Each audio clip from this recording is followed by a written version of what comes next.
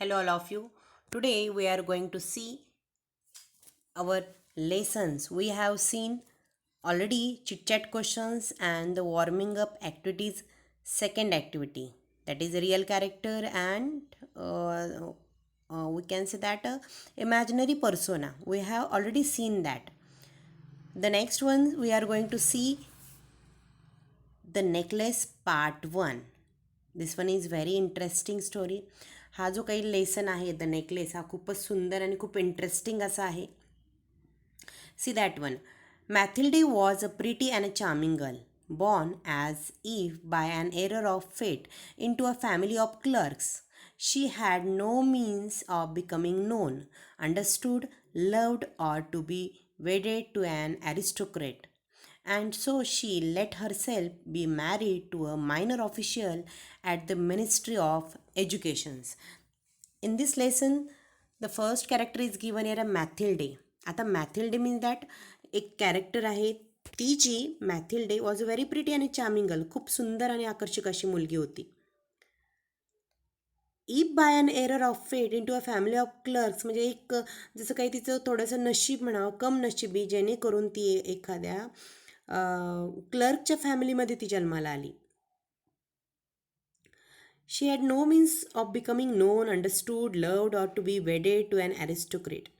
म्हणजे तिला त्यामुळे तिला कोणी ओळखावं किंवा तिला समजून घ्यावं किंवा तिच्यावर जीवापाड प्रेम करावं असं, किंवा एखाद्या दॅट वेडेड म्हणजे लग्न व्हावं, वेडेड टू अन ॲरिस्टोक्रेट म्हणजे एकदम उच्च कुळातल्या एखाद्या माणसाशी तिचं लग्न व्हावं. And so she let herself be married to a minor officials at the ministry of the education. असं कोणताही, म्हणजे आपण म्हणतो ना, she had no means of becoming known, तिच्याकडं असं कोणतीही गोष्ट, त्यामुळे तिला कोणी ओळखावं, तिला समजून घ्यावं किंवा तिच्यावर प्रेम करावं, तिला एखाद्या मोठ्या माणसाशी तिचं लग्न व्हावं, असा कोणताही योग तिच्या नशिबात नव्हता. And so she let herself be married to a minor official at the ministry of education.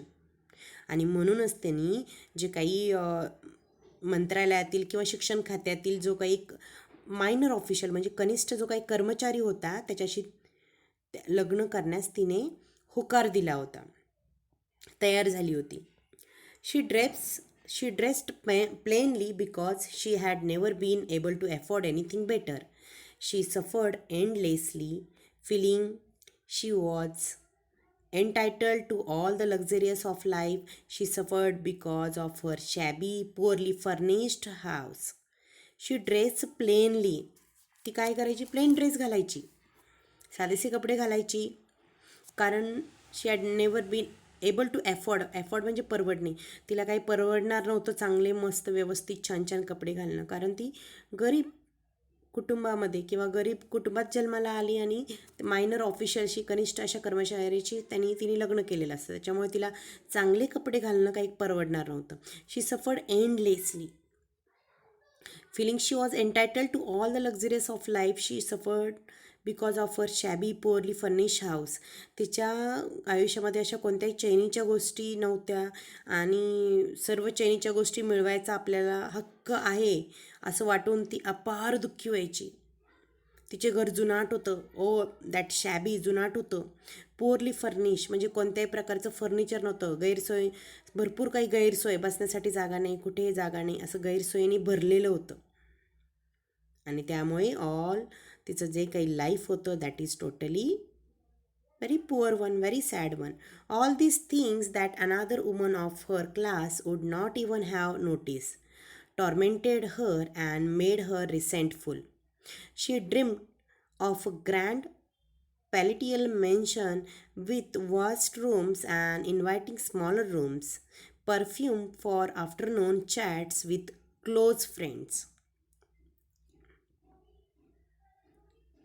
या सर्व गोष्टी तिच्या जे काही तिच्या ह्याच्यामध्ये राहत होती, ज्या क्लासमध्ये ती राहत होती त्या क्लासमधल्या किंवा त्या स्तरातल्या दुसऱ्या एखाद्या स्त्रीला खटकल्याही नसत्या, पण तिला मात्र या गोष्टीचा खूप त्रास व्हायचा, चिडचिड व्हायची. त्या notice tormented her and made her resentful, चिडचिड तिची व्हायची. तिला काय पाहिजे, शी ड्रीम्ड, तिला तिचं एक स्वप्न होतं, अ ग्रँड, खूप मोठं असं घर, प्रशस्त घर, ॲज लाईक अ पॅलेटियल मेन्शन, मोठं असं हवेशीर असं एखाद्या भव्य राजमहाला. पॅलेटियल मेन्शन म्हणजे काय, दॅट एखाद्या मोठ्या राजमहालासारखं तिचं घराचं स्वप्न होतं. त्या ठिकाणी भरपूर छोट्या खोल्या असतील, हवेशीर अशा खोल्या असतील, vast room inviting a smaller rooms, हवेशा छोट्या खोल्या असतील, आणि ती जवळच्या ज्या काही मित्रमैत्रिणी असतील त्यांच्याबरोबर दुपारी निवांत गप्पा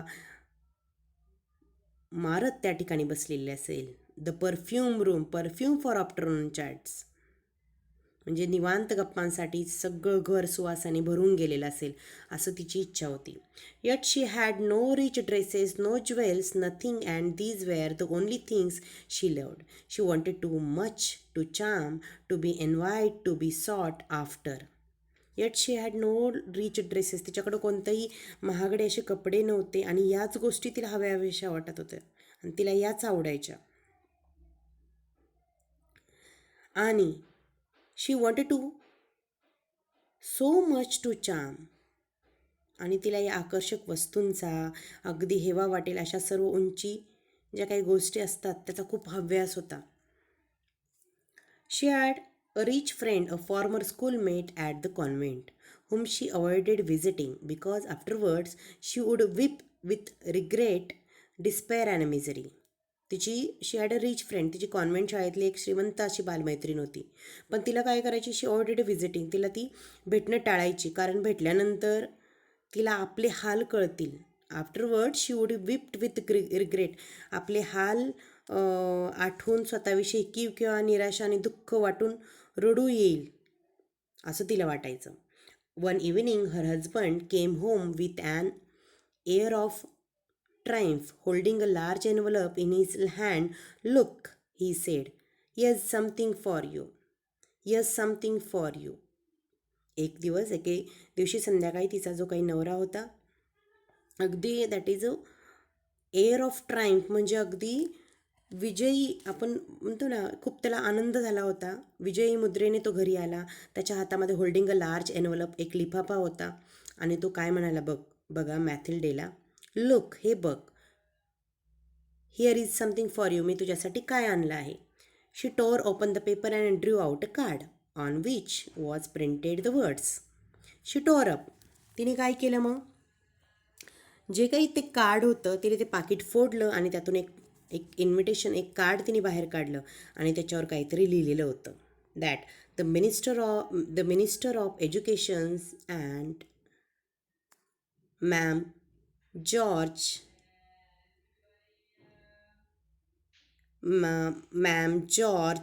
रोम्प्युनो request the pleasure of Mr. and Mrs. Loisel's company at the ministry on the evening of Monday, January 18. आता याच्यावर काहीतरी लिहिलेलं होतं, म्हणजे काय लिहिलं होतं, माननीय शिक्षण मंत्री आणि ma'am is given, we can say that madame George Ramponneau request. सोमवार दिनांक 18 जानेवारी रोजी संध्याकाळी, दॅट इज एक mister and missus, MME is given air means that missus, mister and missus Loisel यांना काय दिलेलं आहे, मंत्रालयात उपस्थित राहण्यासाठी एक आमंत्रण देण्यात आलेलं आहे असं त्या ठिकाणी त्या कार्डवर लिहिलेलं होतं. Instead of being delighted as her husband had hope, she threw the invitation on the table resentfully and muttered, what do you want to me to do with that, and what do you expect me to wear if I go. परंतु तिच्या नवऱ्याच्या अपेक्षेप्रमाणे तिला आनंद होण्याऐवजी तिने चिडून ती जी काही निमंत्रण पत्रिका, इन्व्हिटेशन कार्ड होतं ते तिने त्या ठिकाणी काय केलं, फेकून दिलं, आणि काय म्हणाली बघा, मी याचं काय करायचं, what do you want to me do with that, मी याचं काय करावं असं तुमचं म्हणणं आहे, आणि जर जायचं असेल तर मी काय कपडे घालावे अशी तुमची अपेक्षा आहे, माझ्याकडे कोणत्याच प्रकारचे कपडे नाही. या पद्धतीचं जी काही ती मॅथल्डी होती, अशा पद्धतीचं तिचं नेचर होतं. We will see the next part in the next sessions. Okay, bye bye, thank you.